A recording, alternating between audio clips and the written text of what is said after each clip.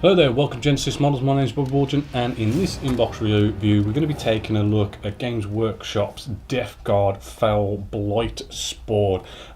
It RRPs at around about £15. Starting off, we've got a nice sort of picture on the front just showing you one actually painted up. We're going to now open this up and have a look at our Blightspawn. Well, starting off, we get some very simple instructions just on the back of here, and some very simple stats also. But let's take a look at the plastic itself on the sprue. Looking at this, I mean, we have some very nice detail showing cracks in the armor and all sorts of bits going on inside. I'm seeing it looking very sort of nice and crisp. Got all sorts of lovely detail going on around his arm. We've got this big it's sort of like his fuel tank for his plague sprayer, which is looking rather good. Looking for any sort of flash. I mean, if we look at this at an angle, we can sort of see we do have those mold lines just there. You're going to probably want to sort them out, because you know they're not brilliant, but they're not that bad really. Tidy them up and it should look rather nice indeed. And then we've got this cool little Nurgling here carrying a grenade, which is I mean, just him alone is just like worth this. I really do like that little Nurgling just there. So what I'm going to do now is sort of build this and see how it goes together.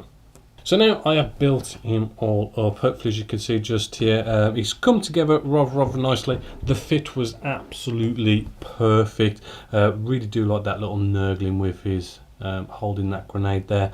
To be honest, the flash that needs to be tidied up around it was, you know, there was a fair bit. It's going to take you a little bit of time. It's not terrible. You can get there in the end, but there's a fair bit to sort of go through. So yeah, I am liking the crispness and the look of this miniature, as you can see just here. As for posability, it is fixed. There isn't no sort of multi pose thing going on here. So if you did want to have more than one in your armor, you're probably going to have to go down some sort of converting and a bit of kit bashing and that sort of thing to sort of pull out two different looking ones of these, but he's looking good. And then as for the rules side of it, our Fell Blightspawn here, some sort of standard sort of stats here with like the usual +3 weapon skill, ballistic skill, strength 4, toughness 5, which is rather nice. Then you got 4 wounds and 3 attacks. Now what's cool about this is he's armed with this plague sprayer, which is a nasty sort of assault D6, but it's strength 2d6, -3 AP and 3 up straight away wounds. Also with the plague weapons raw, I mean, that is quite a nasty weapon to have there. He's got the usual disgustingly resilient, death of the false emperor.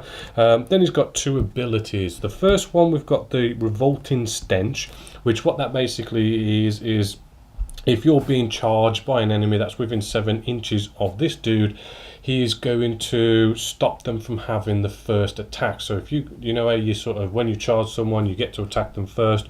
Well, with this guy, he makes you not attack first, which is rather cool. Then we've got the Unholy Death's Head, which this is basically a once per battle big ass grenade that he can throw, which turns blight and hyper blight grenades from a grenade D6 to a grenade 2d6. So it's a nice little extra there, but I really do think that the Plague Sprayer is probably its nice weapon there. I mean, you know, -3 AP and free damage, and the strength 2d6 can be, you know, can be quite crap, but it can be quite nasty. You could be taking out vehicles and everything like that. So all in all, nice miniature, nice rules, looks nice. The only thing about this is if you want more than one in your army, yeah, you're gonna have to do some sort of conversions and all this kind of stuff to sort of get one together. But he does look very, very nice. So big thumbs up for Games Workshop's Foul Blightspawn from the Death Guard.